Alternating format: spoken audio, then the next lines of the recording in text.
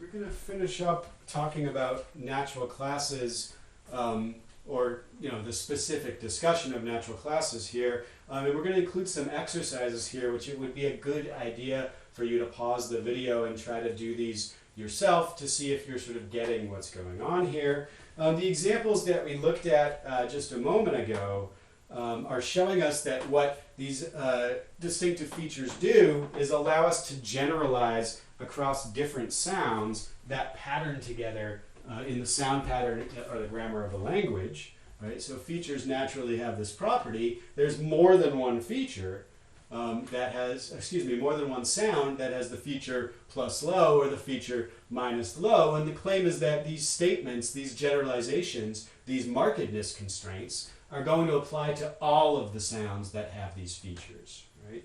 So we're grouping features together, and the claim is that mental grammars, the systems of information that native speakers of a language have in their minds, also group together across sounds. That is, they generalize across sounds, and they do so according to these features that we've been defining. Now, there's disagreements on the exact fine nature and details of what individual features might look like, but this general idea that all languages show generalizations across similar sounds, where similar here is going to mean they share some features, right? This is not seriously in doubt. This is one of the strongest arguments for phonological features, is particularly that this generalization happens, and that features allow us to describe what kinds of generalizations do and don't apply in different languages. So we already saw this particular set of constraints. Low vowels are unrounded, non-low vowels are rounded if back, unrounded otherwise. This doesn't just hold in English or just in Spanish. This holds in dozens or maybe hundreds of different languages. Doesn't hold in every language. Right? There are languages with front rounded and back unrounded vowels, including a couple languages spoken in this class. But this is going to be an important pattern that we observe many times across languages. Right? Also involved, obviously, in your third homework here, trying to figure out why this might be the case. And you can see the discussion of the third homework for a little bit of speculation about why. So an important part of this claim is that features are useful not just for describing English or describing Spanish, but for describing all languages. It might not be the same generalizations in every language, but the features are going to be relevant to sound pattern generalizations in every language. So the feature low, for instance, might look different or sound different or have a different number of sounds involved in it in Arabic than it does in English, but it's still going to be an important feature for making phonological generalizations. So this example comes from Cyrenaic in Arabic, which is spoken in, I think, the eastern half of Libya. And this comes from a previous student in this class who was from Benghazi, who showed me this data, which is really neat. Cyrenaic in Arabic has consonants with secondary articulations. This particular one involves the back of the velum, the uvula.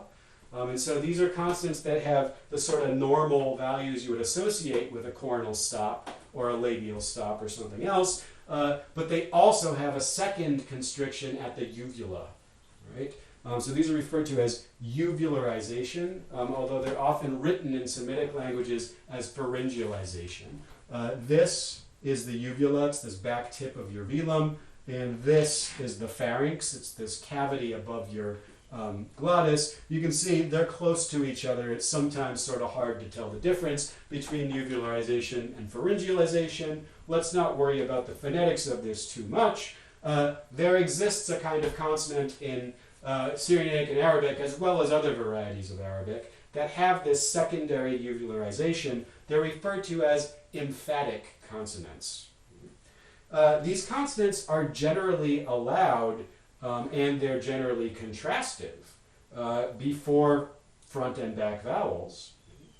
So you can have a distinction between a plain coronal stop, as in the word fig, which is the first one here, and an emphatic coronal stop, as in the word for mud, which is the second word here. That's a possible lexical contrast. You must be able to store this feature in your lexicon somehow. and that's why it's allowed to be contrastive in Cyrenaic and Arabic. So we're going to call the feature associated with this, let's just call it plus or minus emphatic, just because, you know, we might as well keep things simple. And the observation here is that emphatic is minimally contrastive in Cyrenaic and Arabic in the general case before either front or back vowels, except for one context. And the question is, what is the group of vowels before which emphasis or the emphatic feature is not contrastive? Instead, it's predictable in Cyrenaic and Arabic. So take a moment, see if you can figure this out with the data set here.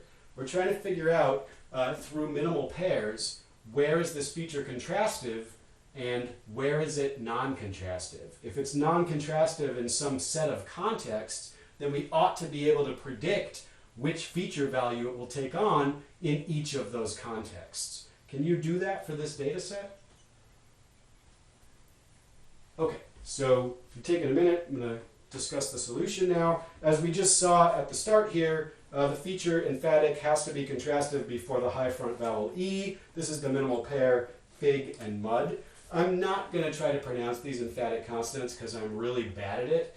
You can find an example from another variety of Arabic if you look on the Course in Phonetics Extras website that's linked from our website that shows interesting sound patterns in different languages. You'll find an illustration of emphatic consonants in possibly Modern Standard Arabic or possibly Egyptian Arabic or possibly both, but it will be there somewhere. I'm not going to try to illustrate this because I can't pronounce these sounds. I'm terrible at it.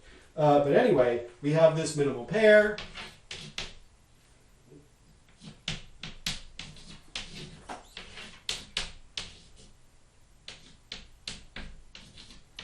The only thing that's different in these two words is this initial consonant, plain here, emphatic here. Therefore, this must be a minimal feature that distinguishes between these two lexical entries, which mean two different things. And so we'd say that this one's going to be stored with, you know, this long list of features, but one of which is going to be minus emphatic. Well, this one is going to be stored in a different form that starts with all the same features, except is plus emphatic. So it's contrastive. Another way of putting this, in phonological terms, it's unpredictable which consonant will appear here. If I give you long E vowel followed by na and ask you, is the first consonant in the word emphatic or non-emphatic? The answer is, I don't know. It depends on which word it is, because that's a contrastive feature that minimally distinguishes lexical items in Cyrenaic and Arabic. You can see from the second example here that also for voiced coronal sounds, it looks like this is contrastive before the vowel E. The third example with holy book versus picture, this is showing us that the same feature emphatic is contrastive before back vowel U. The next few are showing us that this is contrastive again before U, before the central vowel before any other examples here? Okay, so we've got a selection of vowels. Most Arabic varieties don't have that many vowels. There's sometimes said to be as few as 3 underlying vowels in Arabic varieties, although on the surface they're going to have at least 5 or 6.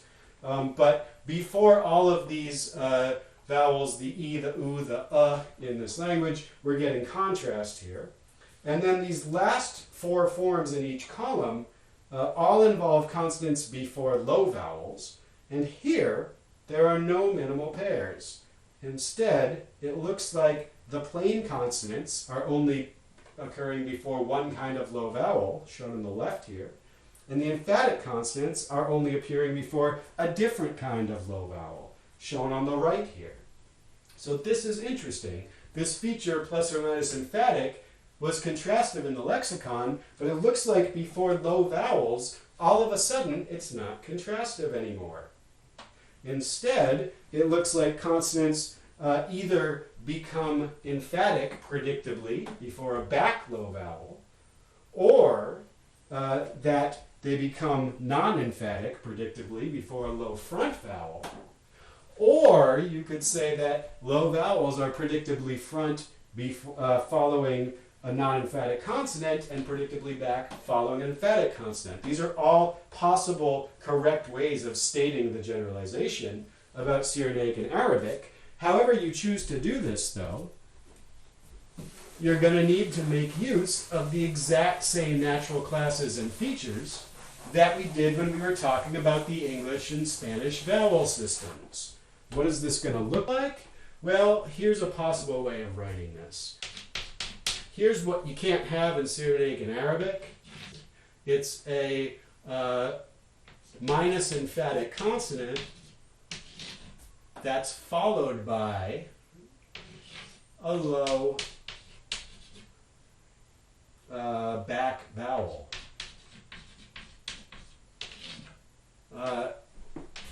And you can't have a plus emphatic consonant that's followed by a low front vowel.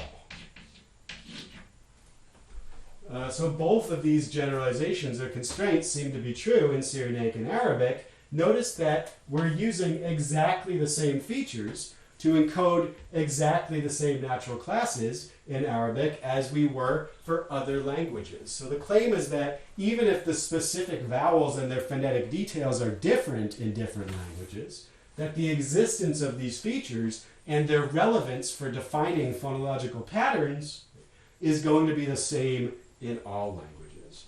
Bonus question here.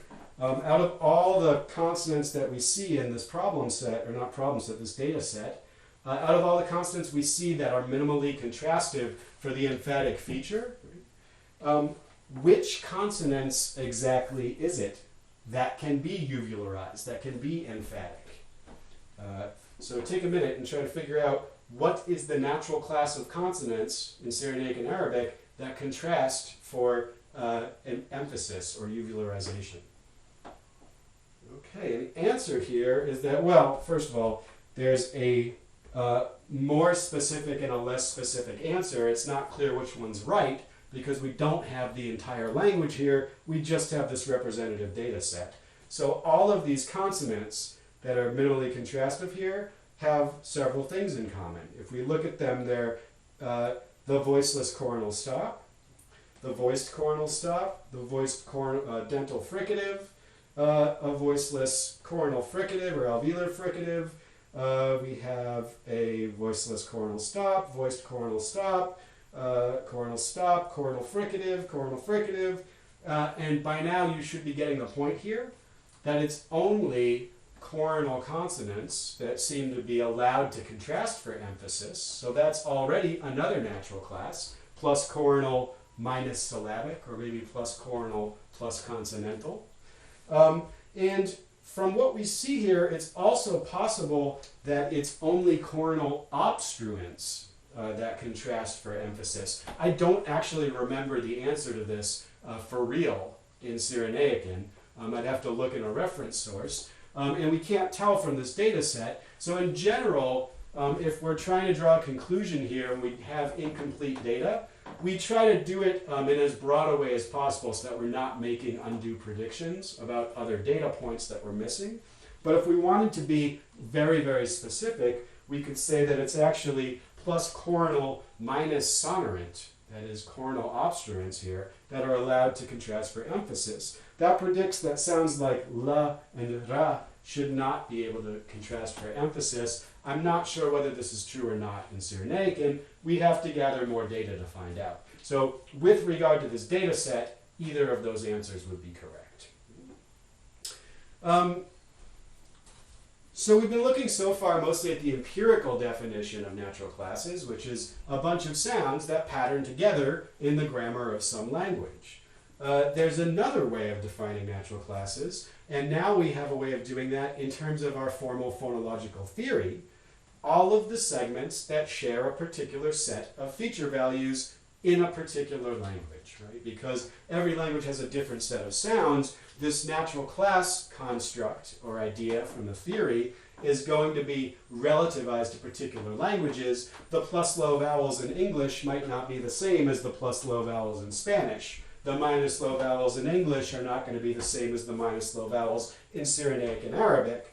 But within a language, we can talk about the natural classes picked out by particular features of that language. So for instance here, these vowels, I, and A, these are all of the non-back lax vowels of English. These are the minus back, minus tense vowels of English. Actually, given what I told you earlier, I should probably add to that list, because we saw just a moment ago that the English vowel system makes more sense if you think of this one as being minus back. So maybe that should also be on here. Of course, these are not the anything vowels of Spanish or Cyrenaic and Arabic, because they don't, generally speaking, exist in Cyrenaic and Arabic or in Spanish. So let's try a couple more here. Let me make my vowel quadrilateral here. And give a relatively full set of vowels, not every single one from the IPA chart, but a bunch of them. So here again is my vowel chart. First one is asking you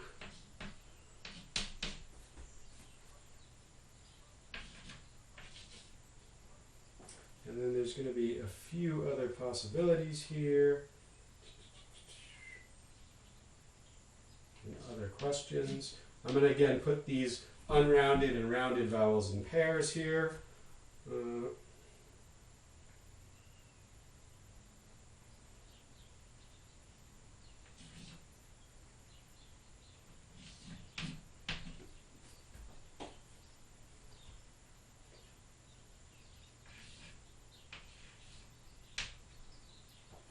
Okay, so what do we got here? I'm asking these four. I, and U, let me put the unrounded one here too, just for fun. What are these four vowels? What do they have in common? Well, they're all plus high, and beyond that, they are not, they're all going to be plus high and minus low. Right? So these are the plus high vowels in this IPA chart. Of course, if we include central vowels, we're going to have to say something else about them. But in general, I, U, and are all and only the high vowels of English. What about now considering a set of other vowels? Sorry, this has gotten completely unreadable. What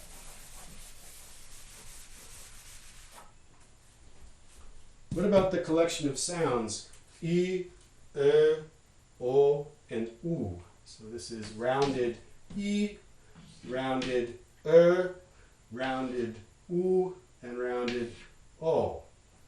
What's the answer here? Well, these are all non-low rounded vowels. So they're all plus round and they're all minus low. Beyond that, you can't say anything about them. They're not all plus high. These ones are plus high. These ones are minus high. What about U, and O? Just these three. What kind of a natural class is this? Well, it's not a natural class. Why? Because these are all plus round and they're all minus low, but they don't have any other features in common. And if you call them the class of non-low rounded vowels, that automatically includes this one too.